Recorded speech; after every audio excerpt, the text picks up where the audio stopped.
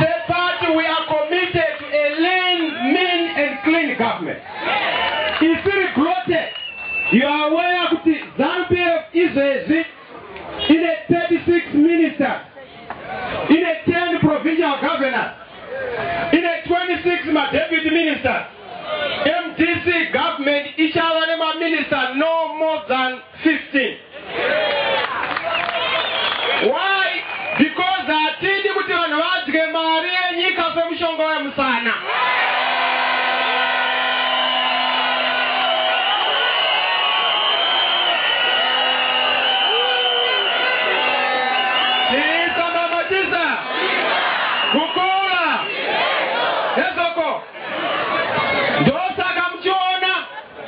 We are determined kuti ma resources enyika vamwe ndakava challenger parliament ma ministers ndikati hongu zvazava izvi ngatitsvagei nzira dzokurijusa mari yatinoshandisa muhurumende.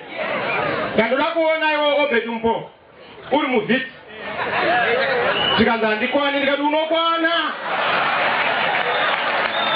totadza kwana unombodya ichi singadyiwi nevamwe.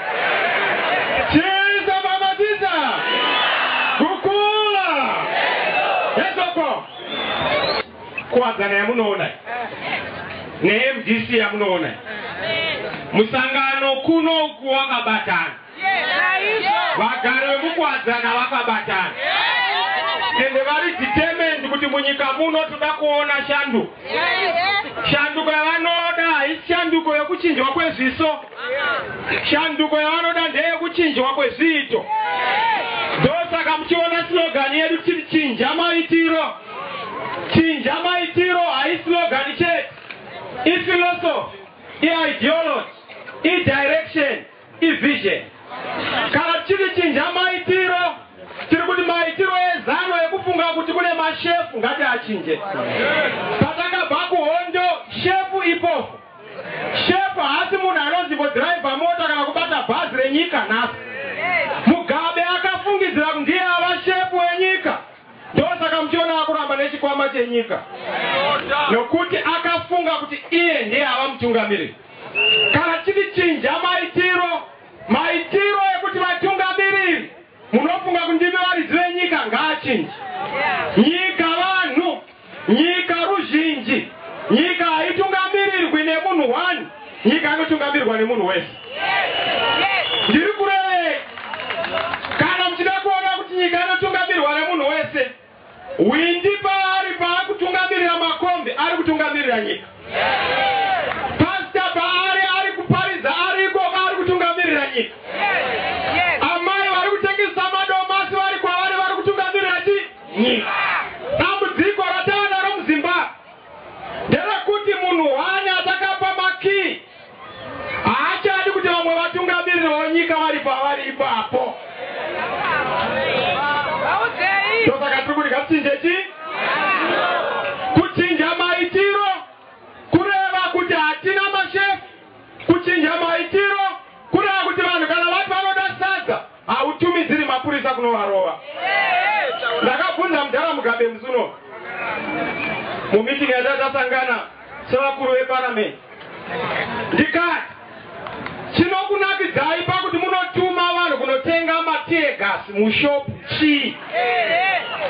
Vanhu ava vanodawo perfuma asi unovatengera tegas rokutosora maziso kuvaremadza maziso avakapuwa naMwari achiona.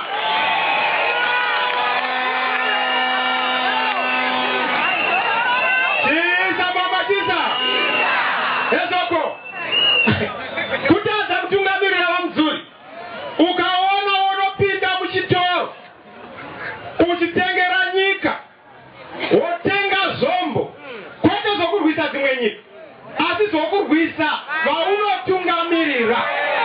Ukaona baba pamusha vanotenga rekeni dzokuriranga vana vavo nokunotenga mapfumo ekuranga mukadzi baba yavasi baba.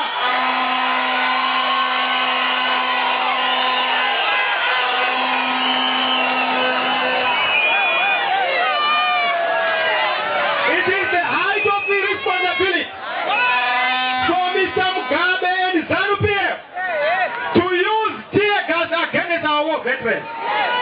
Mawo veterans ndoza vamwe munochema. Muchiti vakambodai.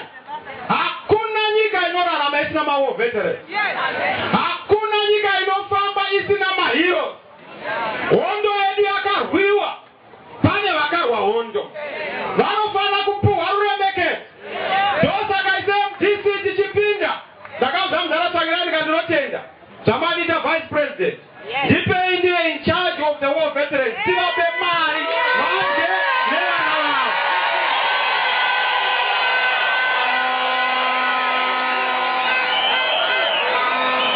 We want our war veterans.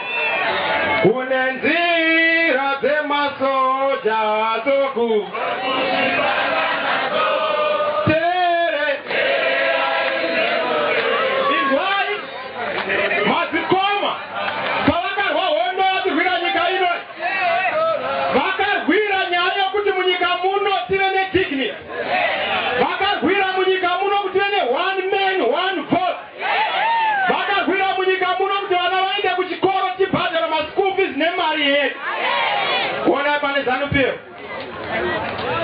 Zvakaitwa naSmith ndio zvinongo vapo.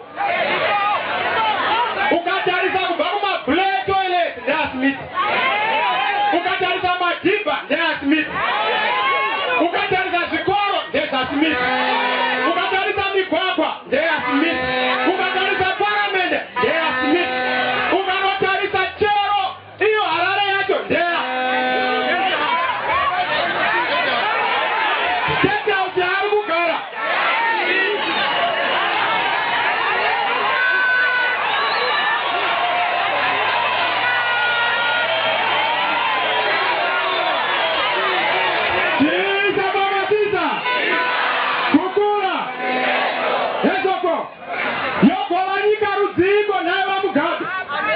What kind of a country?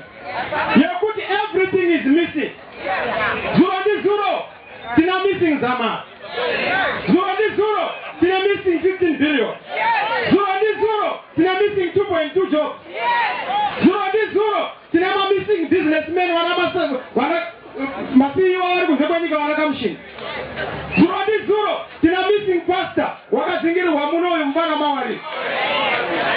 Nyika inoi zero, tina missing currency, atina currency munyika muno. Zero, tina missing persons kumatebele nekukura uno. Zero, we have a missing case of love munyika muno. Hatwa mjona watungamira washari hope nyika yakadai.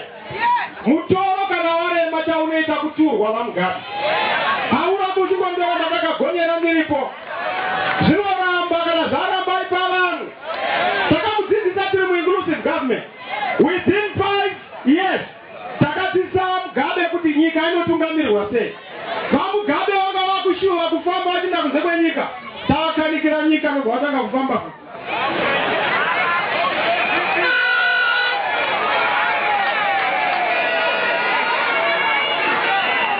Samamatiza kukula izenzo saka tina problem munyika muno 36 years down the line tine dambudziko rekuti hatisina currency yedu senyika. Muna 1980 amazadiwa vamwamudzizivi vamuzuri vamwezo tatine dola redu ranga riri equivalent to $1.47 yekuAmerica. Muna 1980 mari yedu yanga ine udzamu, mabhengi anga ane chimiro, maindastri anga ane chimiro. Vanhu vaiti vachidya mari chero iri nguva yaSmith. Vanhu vaiziva kuti kune Christmas. Vanhu vaiziva kuti kune tainda yatakaita Heroes yanzi Rose and Founder. Vanhu vaiziva kuti tinonodya Rose and Founder. Kubva pakauya ZANU-PF. ZANU-PF yakasubtracta zvatakarwira muhondo. Zvekuti vachitepo vachitaura munzeve mangu vanotaura kuti chamisa musarega munhu uyo wakapinda uyu asi wehondo uyu.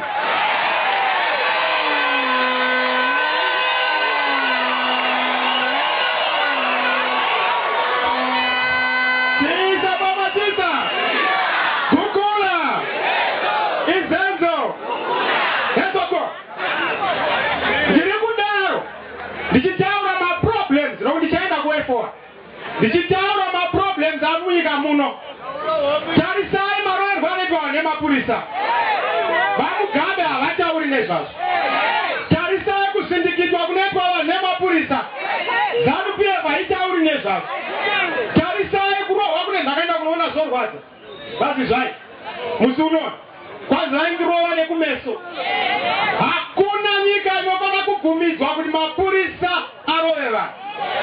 Patinoendesa vana kuchikoro, hatinoendesa vana kuchikoro kutraina mabhinya.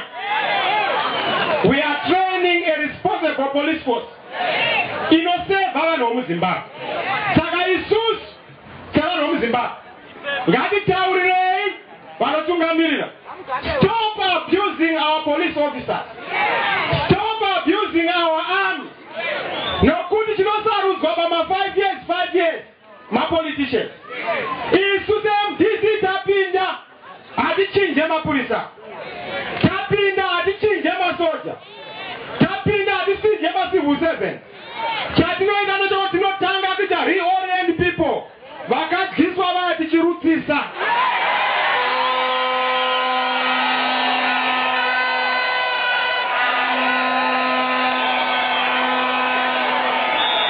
Azoramba kurutsa nokuti kurutsa kupona. Aramba kurutsa ndiye watoto hayo waka. Nzira iyo kai. Moenda kwa Zimbabwe. Kana kwa Gutuka. Ameno kana kumusha kwa mune makwe nandije. Chisa mama chisa. Gukula. Izenzo. Ezoko. Saka isusu MDC. Inotungamirwa na president anerudo. Vakaifana wari pano asi vakabva South Africa nezuro manheru. Ndikati haiwa mukuru chiregai tsvimbo dzamudhara dzirove basi. Nokuti mudhara hangowani kupese pese. Kana achapresa mudhara uchauya. Vanhu vanovaka mamborohwa nebhoi.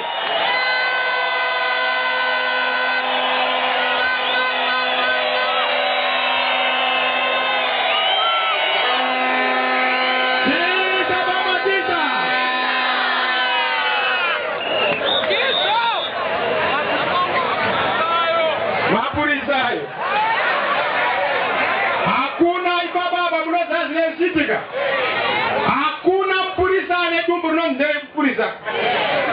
Dumbu ndere munhu. Nzara yaunayo ndo nzara yampurisa. Nzara yaunayo ndo nzara yamusoja. Nzara yaMDC ndo nzara yamuZANU. Saka musatarisa uniform mofunga kuti mhandu. Pana aruda kutovhiringa mafambiro avo iwo mapoliticians avo. Ivo havana nhamo nesu. Ngatizvise izvozvo. And as we go forward, ngatizvise kuti tisadivhetwa kurwisaniswa nevana vedu nevanhu havanoda kuita zvisina basa. MuZimbabwe ichata kutaurirai hama dzadiwa. Haupe wakawana mastenzi anogovewa parali. MuZimbabwe icho haupe wakawana mukadzi wapresident achigova matirekita enyika.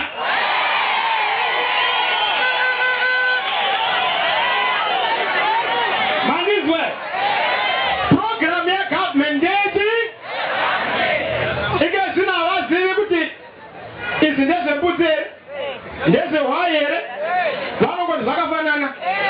Chero zvazaita bhurugwa rebenzi. Ivheni rakatarisa kumashure kwandakapfeka. Ngaripfekwe zvakanaka.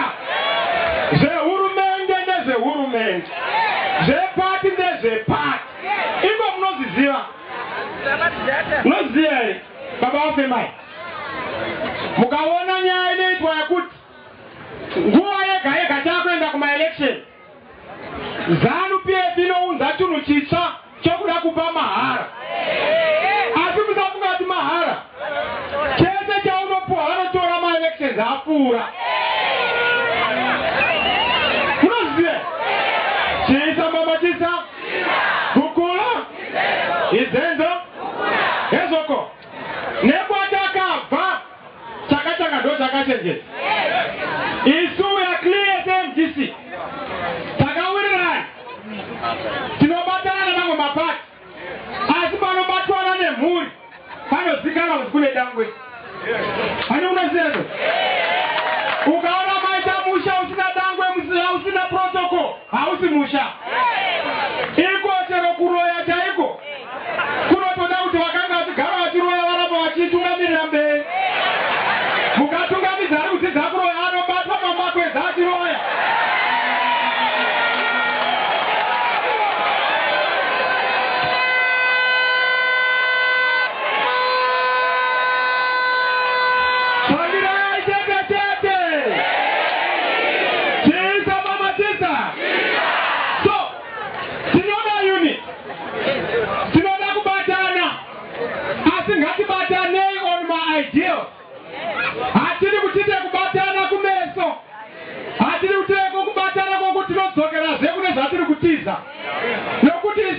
when we formed the movement for democratic change, the MDC was formed to bring an alternative to the culture of governance here ZANU-PF. ZANU-PF culture, they put my elections out of it. ZANU-PF culture, they put the Munukanata Samusanewe, Simba Mukot. ZANU-PF culture, they put the Karamunadesa, Pataimun. ZANU-PF culture, they put the Karapchiga Matata Visisana, go out of the country or die. No culture, so Karapchibatana to Batana is that level. President Changira Wakataba to Batana is that level. Totally sound no ondo. Kutipatiri kuba, nepatiri kwenda. Anofara kunge akamira pakati, ndiani. Kwenda mngotine wawe ya mchechi nasi, verenga Bible. Hano kwa verenga zombawa muya mwano karari. Munaita seite chika na msango.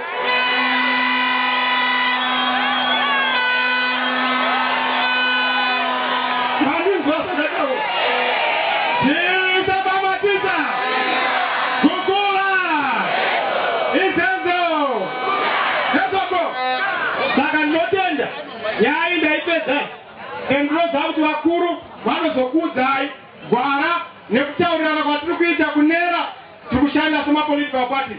Haisi pati imwe chete, mapati akasiyana ari kubatana pai pamwe chete. Mabazeva umwe neumwe vamunzora matite takapfeka chi red, kune vanenge vakapfeka dzimwe vana pinki vana brown neZANU-PF inopfeka black. Munhu nemunhu ane kodzero dzokupfeka zvaanoda. Tisa baba tisa kukula izenzo yesoko makazoona dambudziko ratinaro munyika muno kurakidza kuti toda kuchinja kauti vakomana veZANU-PF without consulting vakangoona kuti tabhana maimports. Haugoni kubhana maimports nestatutory instrument 64 usina kubvunza business, usina kubvunza vacho vanotenga. Izvozvo zvinoratidza the culture of government yakashata. Vanhu kutungamirira unobvunza, vanhu vanotungamirira nyika nemaideas varimo, but ZANU haizvizive. Vakangotanga zvavakareke zvino maproject mamwe acho hamuna. Maindustry edu asati atanga ku, yes it's good kuti project malocal industry, but no project a local industry mambo isumudza. Inosumuka sei industry muchiti nhasi muri kuti tiri kushandisa bond paper, mangwana maakuti areva bond coin, kusara mangwana maakuti ari kushandisa chimbati. Nyika haifambi musina consistent monetary policy. Mazinzwa era mazana. Nyika kuti ifambe inoda nyaya yemari yatinowirirana kuti mari ndio inoshandiswa. Ikazvino vari kunza mabond coin, hatina shuwa yekuti aruda kuita ndechipi. Takambozoona mari dzemapensheniers dzakanyangarika, $10 yakanyangarika. Munozviziva kuti varume ava vanogona nyaya dzekunyangarisa mari. When it comes to disappearing resources, ishasha hamugoni kukombita nawo. Vamugamba vakanyara takashayikwa 15 billion. Nanhasi haisati yawanikwa. Vakamboti mumwe akanga aitora ndimasimirengwa 6 million. Haana kana kumboteverwa.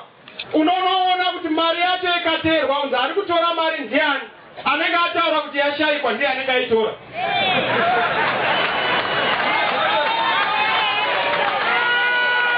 Mazizwe tisa baba tisa kukula izenzo. Saka isuse msangano ndataura matambudziko ari kunetsa kusanganisira maroad block. Hakuna zenyika yakada seZimbabwe yokuti 500 meters road block, 500 meters road block, kuita kunge mapurisa ege anoitwa employed kuti aende pamaroad block. Hakuna nyika yakada. Ndakavaudza ndikati varume uyati kubatsirei, kwane technology inoita kuti kuve nemakamera mumaroad, toita vehicle registration iri digital. Timei 2 weeks ndikuitirei. Pano hakuna tsotsi rinoda kuti kuve nemagetsi.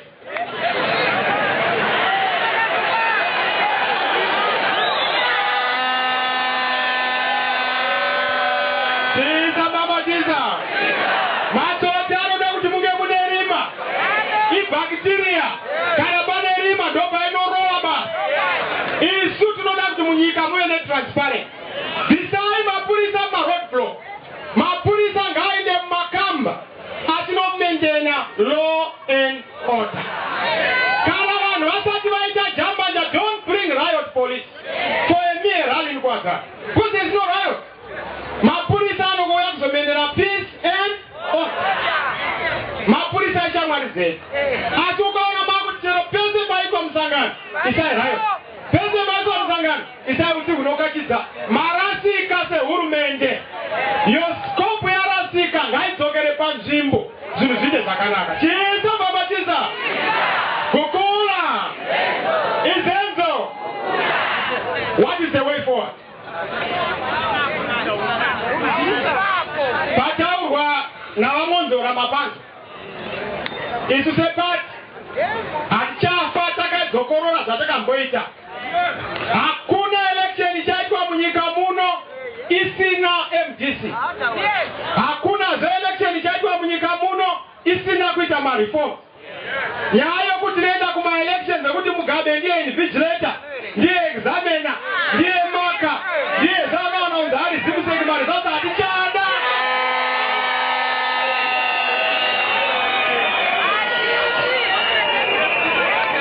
Mareforms atiri kuda ndeyekuti number 1, constitution yakataura kuti munhu arasvika 18 ngaarejiswe. Havanzwisiswa nawo. Havanzwisisi. Kana mune citizen register angosvika 18 isai software kuti anoita automatically a voter. Hauchadi kuti uende mukiu kunonyoresa kuvota except ungonocheka kuti zita rako ririko here. Kana zvanoita izvozvo ngatidzokere kuna 1980. Munhu nemunhu avote nechitupa chake.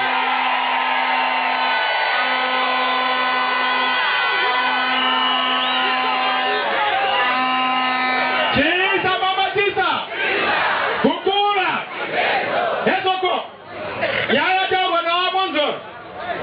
Ndakati ke zvino akangoramba kugadzirisa nyaya kuti munyika ZBC ikave zvakafanana. Tinotaura nestudio 7 igotsenura kubva 6 to 6 mukana zvokutamba.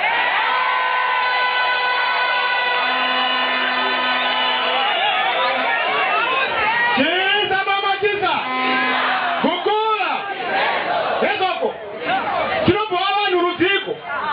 Basa nderokutukana nevanhu. Uno ndandidi, uno handidi. Ngatidzorerei Zimbabwe kuCommonwealth. Ngatidzorerei Zimbabwe mafamily of nation. Ngatidzorerei Zimbabwe kune dzimwe nyika. Tikwanise kudyidzana nedzimwe nyika. Vouya vachisa mari munyika. Munhu adyiwa makasi vaMugabe dzinge munhu unokumbira saini.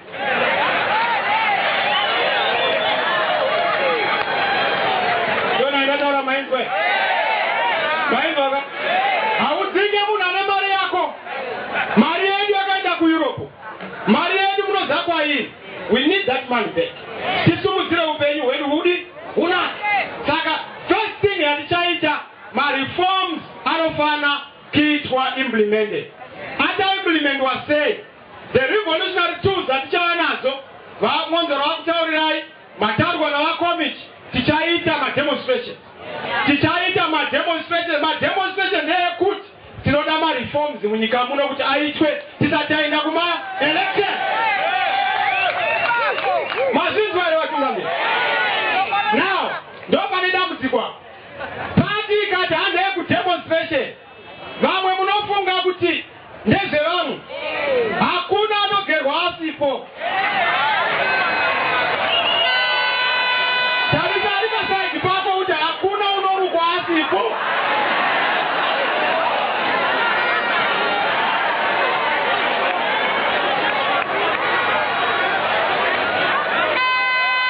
Chisa mamatiza. Ezoko. Munhu nemunhu idunga munhu. Unofana kuparticipate pamaprograms anenge achezwa nemusangano. Anenge achezwa kuti handei kwakati ikandiita jamuka join and support. Ikandipata mawarire nedisplay join and support. Ikanzi people face neprogram yavo join and support. Ikanzi NCA ine program join and support. Ikanzi MDC ine program join and support and support.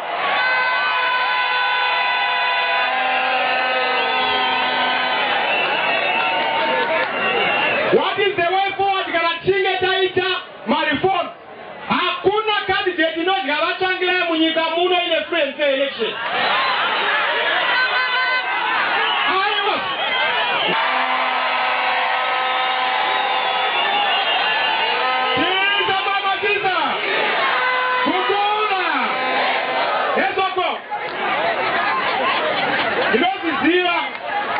Any election has no entirely free and fair. Bachangira is going to be the president of this country. This is why we want the election to be free and fair. Asikanata win election. Atisungo nango timbo zakafana nezani. Vamonzo. Toda mtivanu within the first 100 days. More than the change we are going to promise. What is the change? Yatinokuza itapinda. Chokutanga chatinokutaura chike tapinda. Chinofana kuitwa munyika muno. Ndete kuti ngatigadzirisei kwatakabva. Parliament yatinayo yakakurisa. We need a small parliament ngendera nenyika. We need to also make sure kuti motors not dura as it drive when one vari mu government. That drive when one vari ku private sector. No government akuswe motors not dura.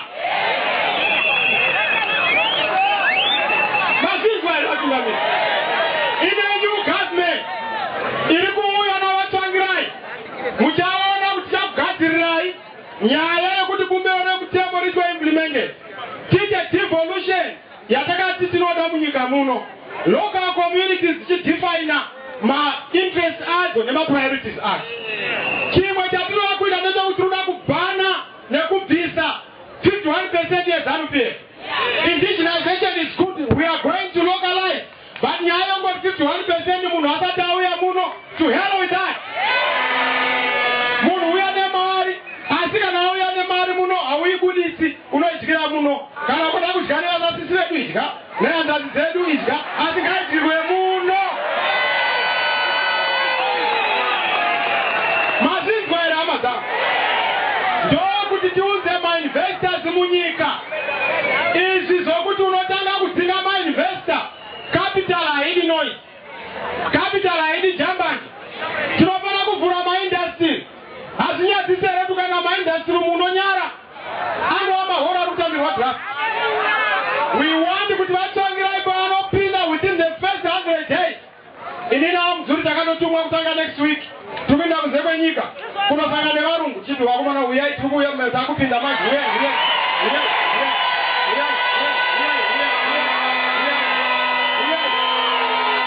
Vakungwa. Toda kuvhura nyika nemaindustry. Pane bakanzi hapana basa, pane machinjwa chikwangwa ndichonzi hapana munhu. Chisa mama chisa. Kukula. Esoko. Kuna varondi ndichitaura vamakuya. Vanofunga kuti hazviitike. Ndakaudza vanhu ndikati muchateambera nefoni. Ikazvino kune vanhu vari kuita chipfimbirira cheserofoni.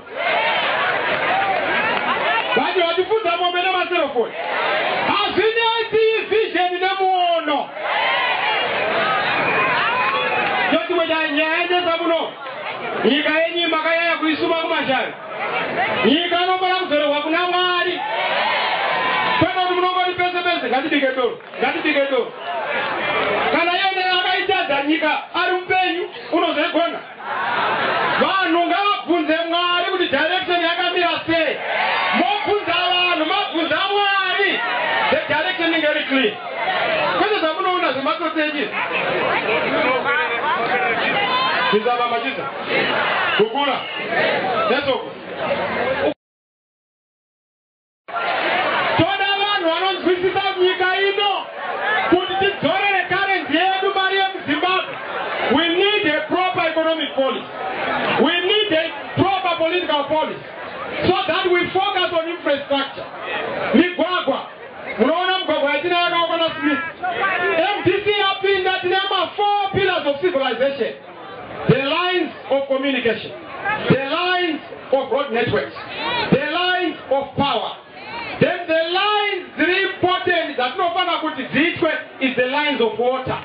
Munhu anofana kuwane pipe to water mbamake. Kwanza kuti mudhoro India. It's okay. We must have a proper water system. Mukdoroba meduno. Kumaruzeva watu wanaopa. It's happening in Botswana. Ghana water in Botswana. That's not a plan. Masangira wana plan. That plan is there for you. God is supporting President Sangira.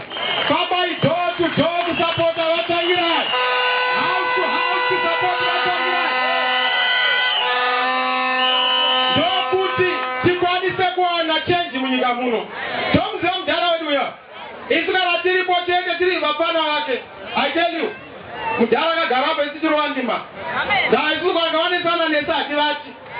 Kinosela kwa mbura icheka makumu. So tirikutaura kuti nzara ndio yatinetaka maka. Tirikutaura kuti susu poverty ndio yatinetaka maka. Hatitauri zimwe zese zinotaurwa. We want to focus on the real issue. Kwanza kuti nyika tinotexiwa kuita number 2 after Israel. Pasiro. Kuroeswa mutero. Of course ku Israel vanofana kubhadharisa mutero. Nokuti nyika yakakura Israel zvemutero. Ko isu, what are we showing for the taxation iri high yatinayo? Hapana. Kukokuwadza vanhu. Mabills atinounza kuparliament. We don't ask people unogona yauya nebadum. Kasikuwera kubudisa rurimi kudai. Kuda kuona kuzinofamba sei. Endai kuvanhu munobvunza mutemo vanhu vokuudza mutemo wavanoda nokuti ndo varidzire nyika. Mabanzwa ramadzani. Isu CMDC nevakuru vamunoona. We are very clear. Tachedza vakuru vedu vachatipedzisira pano vamudzuri kuti basa redu rifambe. We have a program of action. Manzwa zvadataura kuti patiri ndepa kuti tiwane zvatiri kuda tinofana kuenda kupi. Toita free and fair elections. Haitwa free and fair elections. Tochiwa ne program yatino implementa. Inoita kuti vanhu vawane sadza mumba, vanhu vawane chikafu mumba, vanhu vagute vawane mabasa mumba, vanhu vagute vabve kudiaspora. Toda kuti vanhu vari kudiaspora vadzoke muZimbabwe. Let Zimbabweans in the diaspora come back to build their country together with us. Zvinhu zvedu zvofamba zvakanaka. It's possible. Nyika ichanaka hamadzadiwa. Ndikutoona izvesota nenyuwanze. Ndikutoona tana president musa president Sangirai. muZimbabwe itsva. Maitaba.